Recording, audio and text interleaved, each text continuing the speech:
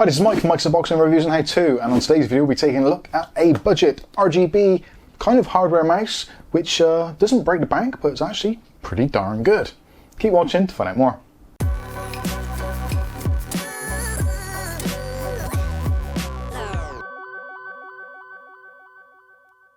Okay, so in today's video we'll be taking a look at a technically kind of like a hardware mouse.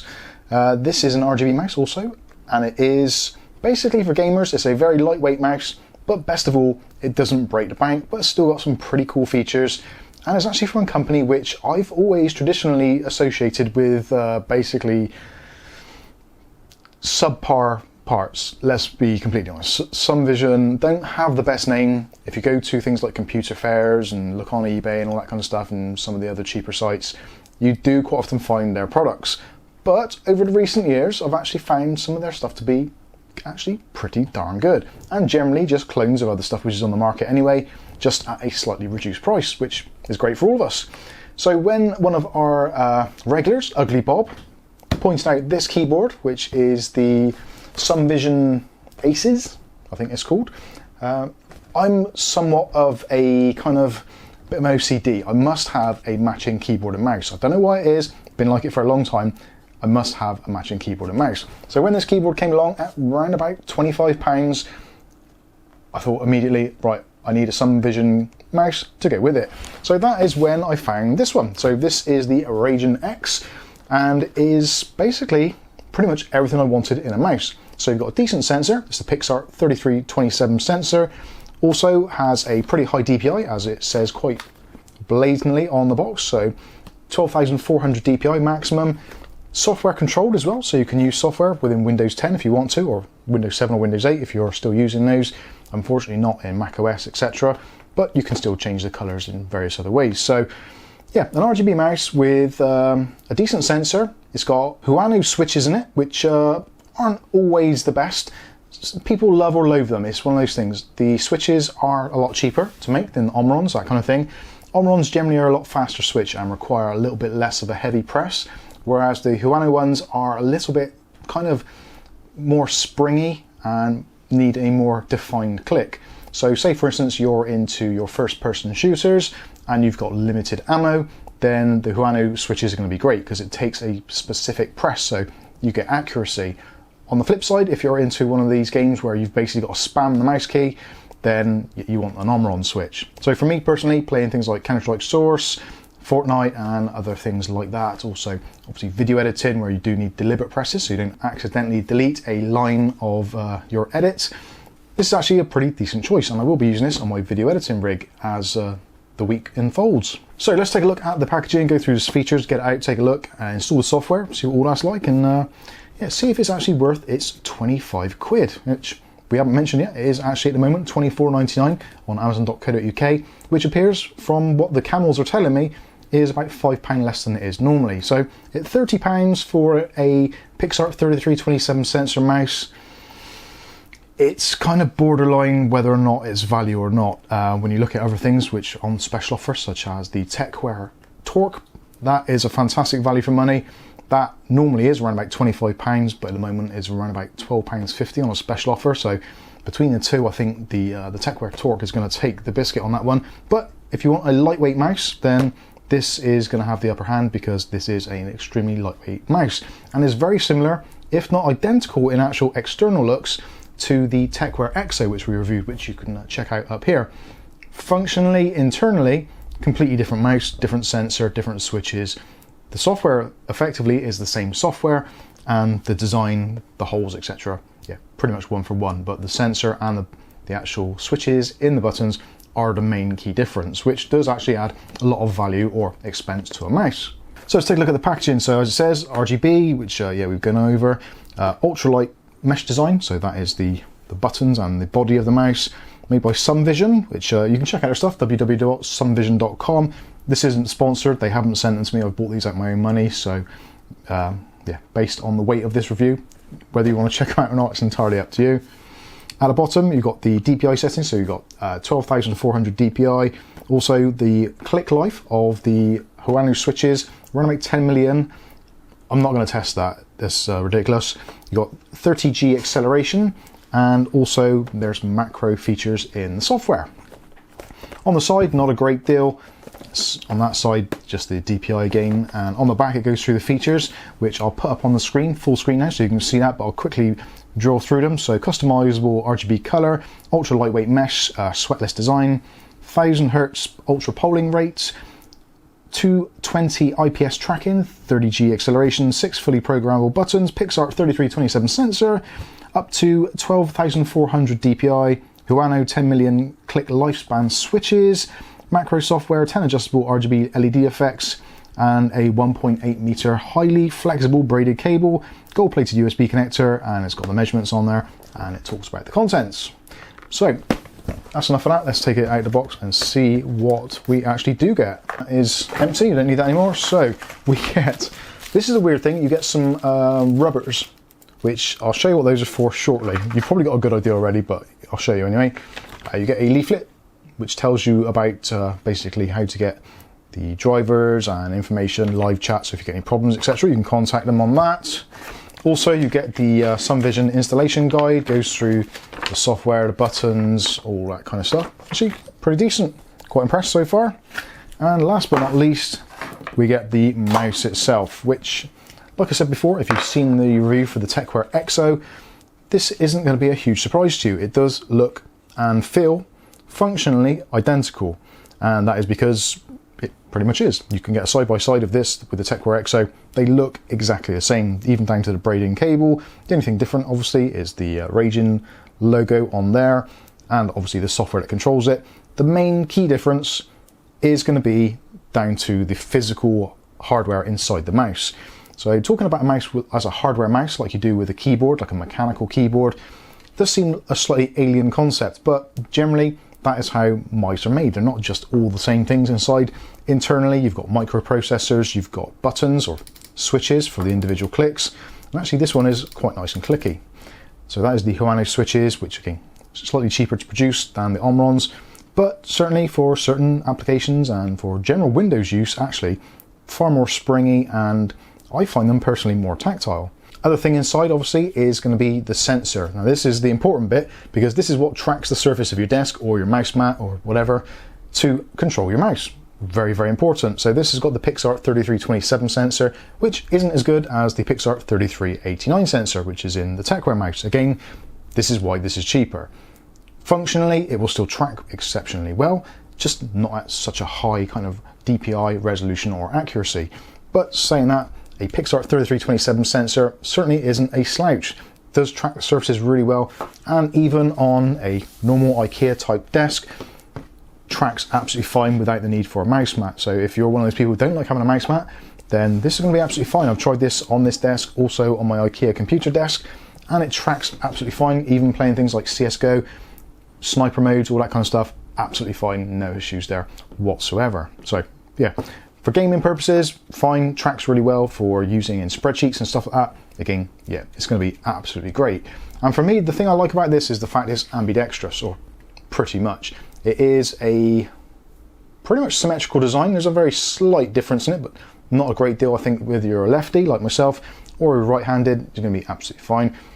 In the middle, you've got obviously the scroll mouse, which has got quite a nice actual roll to it. And I did compare this with my GameMax Strike, which I've been using on a daily basis, and the wheel is actually a lot more responsive and defined than the Strike, and again feels pretty much identical to the Exo.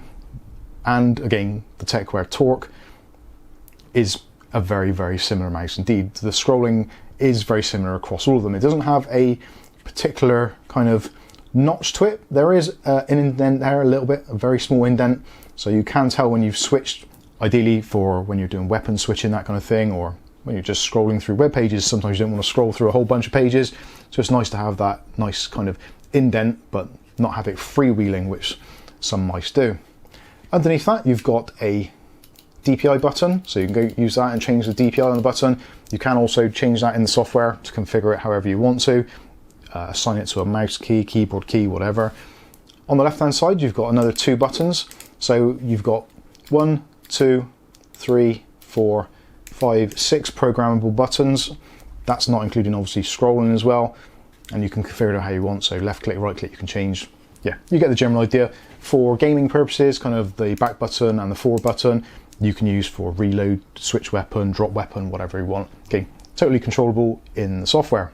The actual mouse itself, again, very lightweight. It's around like 65 to 69 grams, that kind of thing, excluding the cable, which is always a little bit weird because the cable's attached. There's not a lot you can do about it, but the actual weight of it, again, pretty lightweight, and it just floats around pretty easily. Again, same weight as the TechWare XO, which was really good, very lightweight. If you don't like the lightweight or the kind of honeycomb look, that is the reason why SumVision have taken it upon themselves to actually include some rubber covers. So this will add a very small amount of weight. You're probably looking about 15, maybe 10 to 15 grams, that kind of thing. But this has actually got little punch holes in there. So what you can do is actually place it over the top and push those all in place. And once they're all in place, which is actually quite a difficult thing to achieve, so make sure that's in all the way around. This is one of those things that you don't want to be doing on a regular basis, and certainly don't want to do it on camera unless you have to. So there we go. There are all the pads in. Oh, that one's not in. So ideally, if you do want to have the rubber top, I would suggest possibly maybe a little bit of glue in there just to hold it in place, or maybe get a hairdryer or something on there just to flatten out a bit. But actually, once it's on there, you can do that again also with the buttons. So that is going to go on that side. So it's just going to give you a little bit of extra grip in those areas, which some people might see this and think, oh my god, that's the most horrendous thing I've ever seen in my life. I actually think it's quite ingenious, the fact that they've actually thought about it and given you the option. With the obviously the TechWare version, we didn't have that option in there, so if it's honeycomb or nothing. So this is lifted already, so that is going to be a pain. So those I think are going to come off a little bit too easily, so they're going to flap around. But once you're actually using them, you've got it on there, it's quite nice and quite grippy. It does make the mouse feel completely different, left or right-handed. Yeah, it does feel different. So again, if you don't like the kind of RGB bleed through that comes through with this, then yeah, you can put these rubber bits on. That's slightly annoying how that's not sitting in there properly. So that is annoying. A nice idea, not entirely perfectly executed if I'm completely honest with you. But again, if you are considering keeping them in this position, probably a little bit of glue on there would be actually, no, that's it, it's sat in now. So maybe it just takes a little bit of persuasion to sit in there nicely. But yeah, it does change the entire look of the mouse in my opinion. And comfort wise, extremely comfortable. With the holes cut out, most of you have used these lightweight mice before will know that the kind of the hexagon cutouts and the circle cutouts, depending on how they're done, after a while they can become quite uncomfortable. So now what we've got is the benefit of a lightweight chassis mouse using rubber, although saying that, the rubber is probably going to be about the same weight as the plastic that it replaced. So anyway, so this at the moment with the extra weight on there is taking up probably closer to about 80 grams, maybe 85 grams, so getting a little bit heavier, but certainly not uncomfortably so. And that feels really comfortable. I did notice there does seem to be a slight imbalance in the actual production of the mouse itself and the feet on the bottom. So you've got one foot in the front each side and you've got one on the back there, but it does seem that one of them is slightly higher than the other, so there is that tendency for it to rock slightly, which you probably can't see on the screen there, but you can definitely hear it. So that is moving. I have tried it on a couple of surfaces and it does it on all of them. So check your mouse, see if yours rocks. If it's well made and it's completely flat, it shouldn't do. It should just skate on the surface. So it does make it feel a little bit smoother to use because only kind of 2 parts of the mouse, or maybe 3, are actually touching the desk at any one time. But still, it's one of those things which, again, it's a relatively cheap mouse. They have saved money in various areas. It could be down to a production issue where they just made one of those or it hasn't been stuck on correctly at the factory. But I figured I'd point it out anyway. So going back to the bottom, anyway, we've got our mesh area again, making it lightweight. You've got a polling button, so you can choose different polling rates for the USB. So it's like 200, 400, 500 and 1000, that kind of thing. I've never noticed a difference to be honest with you, but normally it's best to leave it set to 1000 from what I've been told reliably. And yeah, I think that is pretty much it. You've got this nice braided cable, again, about 1.8 meters long. So again, same as the TechWare, pretty much identical. So I think probably the best thing to do is if I remove these things, which actually are quite difficult to get off now, take those off and let's plug it in and see what it's like. Now I've already taken the liberty of pre-installing the software, so we are ready to go in theory. So there we go, there is the mouse lit up, and actually I think the mouse looks really, really nice. Again, it's the same as the TechWare.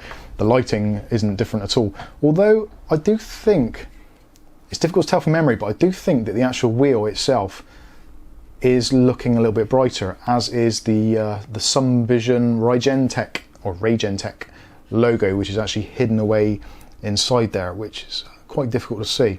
But yeah, the RGB is certainly appears to be brighter. It might just be my eyes, but it certainly does. I might have to put them both together to see what they're like. But the RGB around the side, you've got the full distance all the way around the outside edges, and as is always the case, you can change that. You can also change the DPI on the fly, and you do get the color representation. So the turquoise, I believe, is the lowest DPI. Then you've got the kind of pinky color, green, yellow, blue, red, and back again. So you can just basically cycle through those. You can change those colors in the software, or at least you could in the TechWare one, so I'm assuming it's going to be the same in here. So I'm actually recording this in OBS, so we'll take a look now and see what it's actually like. So this is the Raijin-x software, and as you can see, pretty much identical to the TechWare version. So you've got your colors on the side there, which you can program for your DPI setting and select your DPI settings. So my DPI setting I generally set to 800, which is that one there, the turquoise, and that works really well for me. I like that, especially in things like Counter-Strike and for video editing. For some reason, it just seems to give me a really good response. It doesn't move a great deal, but very fine, very accurate. So that is the DPI setting, which you can adjust. You've got options for your left button, right button, middle button, etc. You can change those to what you want to do, as we saw before. And you've got individual profiles, so you've got 3 profiles you can choose from. Also, you've got your macro editor, so you can create macros, etc., record them. And in your lighting section, you've got all these various things you can do. Tons of effects on there, so rainbow, steady, breathe in, colorful tell, neon, colorful steady, flicker, stars twinkle, wave, and you can of course turn the LED off if you don't like that kind of thing. Unfortunately, you can't turn off the DPI setting LED, so that does remain, but again, it's down to personal preference, I guess. We're set to colorful tell. Yeah. There's various different RGB effects on there. Obviously you can go through those and decide what you want to do, or if you want to, you can just have a solid color, that kind of thing. Very kind of common setups for this. So you've got neon, which goes through the color breathing. You can adjust the speed of the color breathing as well, so you turn it up so it goes through a little bit quicker. So if you've got other RGB components you want to match it with, then certainly you can try and do that. In mouse parameter, we've got mouse sensitivity, so you can do that, and you can improve the pointer precision. Also, you've got your scrolling speed, so you can depend how many pages or how many lines of code it changes. And you've got your double click speed, which you can adjust. So if you are, well, depending on your needs, you can change it so the double click is more or less kind of sensitive. Also, you've got your polling rate, so you've got 1000 Hertz, 125, 250, and 500. I was way out. And you've got your debounce time, which again, in the debounce, I think the debounce time is, no, I'm not sure. Look it up. Someone did tell me what it was, and it's completely slipped my mind. So yeah, I'll put it in the video description so you can work out what debounce is. But obviously, if you want to, you can change that if you need to. I'm pretty sure it's something to do with the time for the milliseconds for the mouse, for the spring back or something along those lines. But anyway, you can change that should you know what it is and should you want to do it. So I think that is pretty much it for the software. Down to the mouse itself, again, a mouse is a mouse. The only way really you can tell if it is right for you is to actually use the darn thing. Now for me personally, because I'd used the TechWare XO before, I kind of had a good idea of what it felt like. The only thing with that mouse is essentially the cost. It's quite an expensive mouse, especially if it's kind of like going to be a workhorse mouse. You didn't want to destroy it. Whereas this, on my video editing PC, I kind of live at that desk. So it's got to go through all kinds of stuff being spilt on it, things getting dropped on it, yeah, all that kind of usual abuse, and probably me rage quitting a few times from a couple of games. So for £25, I think it's definitely worth a punt. And the fact that I can also, at the same time, try out the SumVision Aces keyboard, which yeah, I'm actually quite looking forward to that one. I was thinking that because obviously that being very similar to the TechWare XO mouse, that this would be very similar to the TechWare Phantom L keyboard, which I On initial looks, it doesn't appear to be, but we'll find out anyway. So if you want to see the review on this, don't forget to click on the subscribe button, chime icon, and you'll be notified of future video releases. If you like this content and you want to see more of it, then yeah, you need to do all those kinds of things. Let me know in the comments, what do you think of this mouse? 25 quid, down from 30 quid. Is it something you would consider? I know a lot of you were kind of very polarized by the previous TechWare review, where some of you were like, no, don't like it, it's horrible, it's lightweight, etc, etc, whereas some of you were very, very positive about it. So it'd be interesting to see if some of you that were possibly on the fence previously or just didn't like it full stop, whether or not with the slightly downgraded features and the much downgraded price tag, whether this would be something you'd be now interested in. So like I said, let me know in the comments, but in the meantime, I've been Mike, this is Mike's Unboxing Reviews and How To, and hopefully we'll catch you in the very next video. Thanks for watching.